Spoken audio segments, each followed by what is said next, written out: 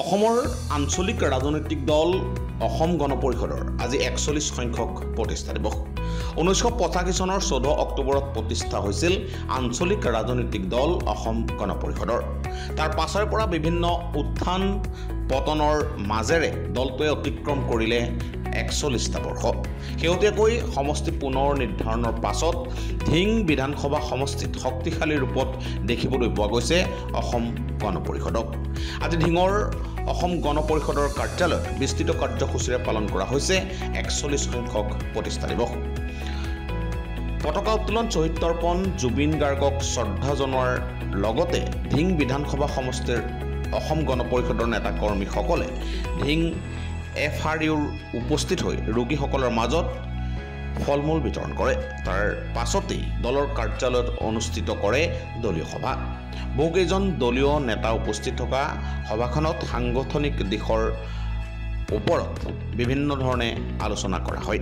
লগতে এই সভাতেই বহুকেইজন লোকে অসম গণ পৰিষদত আনুষ্ঠানিকভাৱে যোগদান কৰে। আজি অসম গণ পৰিষদৰ আজি এটা খুবেই ভাল দিন। আমাৰ আজি অসম গণ পৰিষদৰ ৪১তম প্ৰতিষ্ঠা দিৱস। ১৯৮৫ চনত আজিৰ দিনটোতে আজি ১৪ অক্টোবৰ তাৰিখে গোলাঘাটৰ বাকৰিত আমাৰ অসম গণ পৰিষদ দলৰ জন্ম হৈছিল। আৰু সেই বৰ্ষৰ পৰাই ক্ৰমাগতভাৱে আমি আজি ৪১তম প্ৰতিষ্ঠা দিৱসত আমি ভৰি দিছোঁ।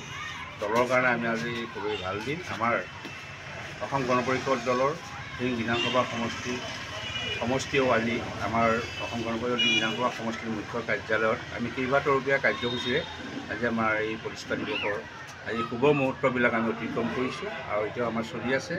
আমাৰ প্ৰথম কাৰ্যসূচী আছিল আজি ধিং বিধানসভা সমষ্টিৰ আমাৰ পতাকা উত্তোলনৰ কাৰ্যসূচী আৰম্ভ হৈছে।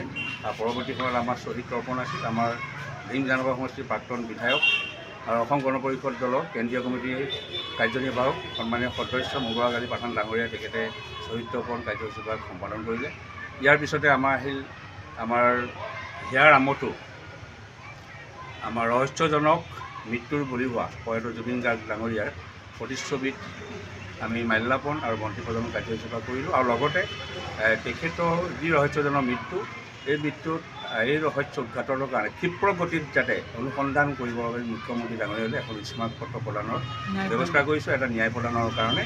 কাৰণ অসমৰ ৰাইজে হিয়াৰ আমঠু সকলো ধৰ্ম বৰ্ণ নিৰ্বিশেষে সকলোৱে মৰমৰ জুবিন গাৰ্গৰ ৰহস্য কেতিয়াও সহজভাৱে ল'ব পৰা নাই আৰু ভৱিষ্যতেও ল'ব নোৱাৰে। ইয়াক আমাক লাগিবই। অসম গণ পৰিষদ দলেও একেধৰণে আমি ৰাইজৰ লগত অসমৰ ৰাইজৰ লগত তেওঁৰ ন্যায় বিচাৰিছোঁ। আৰু তাৰ পিছৰ কাৰ্যসূচী আমাৰ অসম চৰকাৰৰ প্ৰাক্তন অসম গণ পৰিষদ চৰকাৰৰ প্ৰাক্তন কেবিনেট মন্ত্ৰী মাননীয় আব্দুল জব্বৰ ডাঙৰীয়া আজি কিছুদিনৰ আগতে পৰলোকপ্ৰাপ্তি ঘটিছে বাৰ্ধক্যজনিত কাৰণত। তেখেতৰ আত্মাৰ সদ্গতি অৰ্থে আমি আজি শোক প্ৰস্তাৱ লৈছোঁ। তেখেতৰ পৰিয়ালক আমি প্ৰেৰণ কৰিম। আৰু এটা কথা, আমাৰ প্ৰয়াত জুবিন গাৰ্গ ডাঙৰীয়াৰ আত্মাৰ সদ্গতি অৰ্থে আমি ১ মিনিট মৌন প্ৰাৰ্থনা কাৰ্যসূচী হিচাপে সম্বোধন কৰিছোঁ। তাৰ পৰৱৰ্তী সময়ত আমাৰ আজি সাংগঠনিক এটা যোগদান পৰ্ব আছিল। প্ৰায় শতাধিক ব্যক্তিয়ে আমাৰ অসম গণ পৰিষদৰ ধিং বিধানসভা সমষ্টিৰ অন্তৰ্গত আমাৰ যোগদান কৰিছে। ইয়াৰ পিছতে আমি ধিং FRUত আজি যিসকল ৰোগী আছে, যিসকল ৰোগী বিচনা লৈ আছে, সেই তেওঁলোকক আমি ফল মূলেৰে খাদ্য আপ্যায়নৰ এটা ব্যৱস্থা কৰিলোঁ। সম্পূৰ্ণ আনুষ্ঠানিকভাৱে অনুমতি লৈ সেই কাৰ্যসূচীভাগ আমাৰ ইতিমধ্যে হৈ গৈছে।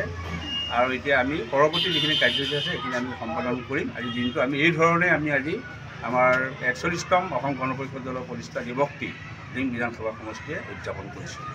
14 তাৰিখ 10/5/2025 তাৰিখ মঙলবাৰ অসম গণ পৰিষদ দলৰ ৪১তম প্ৰতিষ্ঠা দিৱস হিচাপে উদযাপন কৰা হৈছে। আৰু সেই উপলক্ষে সভাৰ কাৰ্যসূচী মতে ধিং FRUত ৰোগীসকলৰ মাজত অলপ ফল মূল বিতৰণ কৰাৰ ব্যৱস্থা কৰা হ'ল। লগতে ৰোগীসকলৰ স্বাস্থ্যৰ বুজ লোৱা হ'ল। মই অসম গণ পৰিষদ দলৰ প্ৰাৰ্থীৰ প্ৰতিনিধিত্ব, সেয়েহে মই সকলোৰে ওচৰত দুৱা আৰু আশীৰ্বাদ বিচাৰিছোঁ।